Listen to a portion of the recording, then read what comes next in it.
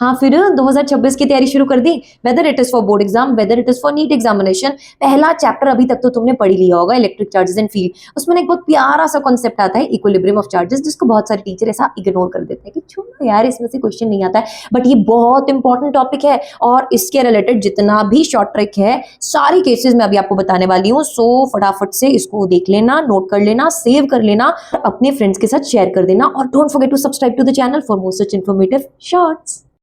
तो बहुत बहुत स्वागत है आपका फिजिक्स और ट्रिक्स में। आज हम system of charges in equilibrium की प्रॉब्लम को स्टडी करेंगे। पहला केस है जब सेम नेचर ऑफ चार्जेस होते हैं, इधर दोनों पॉजिटिव चार्जेस या फिर दोनों नेगेटिव चार्जेस। हमेशा याद रखें, ऑपोजिट साइन ऑफ चार्ज को हम सेंटर में प्लेस करते हैं, then this charge will be in equilibrium. बेटा जब भी ऑपोजिट साइन वाला केस आता है तो this type of equilibrium is referred to as what? Unstable equilibrium. Unstable इसलिए बोला जाता है क्योंकि अगर ये वाले चार्ज में आप जरा सा भी डिस्प्लेसमेंट करते हो तो ये बोलता है आजा आजा तू है प्यार मेरा, क्योंकि पॉजिटिव और नेगेटिव क्या हो जाते हैं? अट्रैक्ट हो जाते हैं। तो this type of equilibrium is unstable equilibrium. बेटा जी जब आपके पास दोनों सेम ही नेचर के चार्ज हो बट एक बड़ा हो एक छोटा हो, तो हमेशा याद रखना है कि आप इस चार्ज थर्ड चार्ज की प्लेसमेंट जो कि ऑपोजिट नेचर का होगा वो टुवर्ड्स द स्मॉलर चार्ज करेंगे। फिर अगर ऑपोजिट नेचर ऑफ चार्जेस के केस की हम बात करें, पॉजिटिव नेगेटिव, तो हमेशा याद रखें बेटा जी, नेगेटिव से बाहर वाली साइड आपको अगर पॉजिटिव चार्ज को प्लेस करना था इस सिस्टम में, तो नेगेटिव चार्ज से बाहर वाली साइड आप इसको प्लेस करते हैं। अगर हम नेगेटिव चार्ज को प्लेस करना चाहते हैं सिस्टम में, तो याद रखें पॉजिटिव के बाहर वाली साइड आप इस नेगेटिव चार्ज को प्लेस करते हैं। Always remember, same nature of charges को एक साथ नहीं रखेंगे, यानी कि माइनस क्यू को आप इधर प्लेस नहीं करेंगे, बिकॉज माइनस क्यू और माइनस क्यू साथ में हो जाएंगे।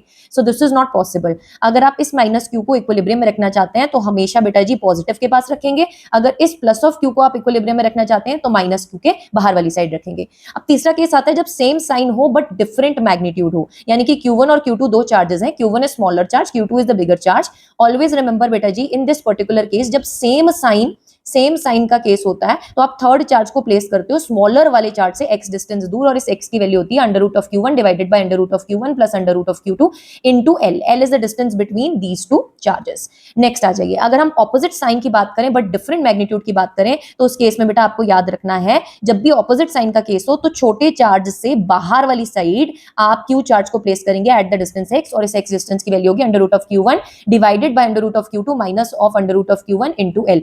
Q2 यहां पे होता है लार्जर वाला चार्ज। तो ऐसे इंटरेस्टिंग वे में पढ़ने के लिए, नीट 2026 और क्लास 12th की तैयारी जबरदस्त तरीके से करने के लिए आप आज ही अचीवर्स बैच में एनरोल करें using the code Preet PREET। आप अर्शप्रीत मैम की मेंटरशिप में एनरोल हो सकते हैं, and after enrolling share the screenshot at this email ID. Wish you good luck, stay tuned.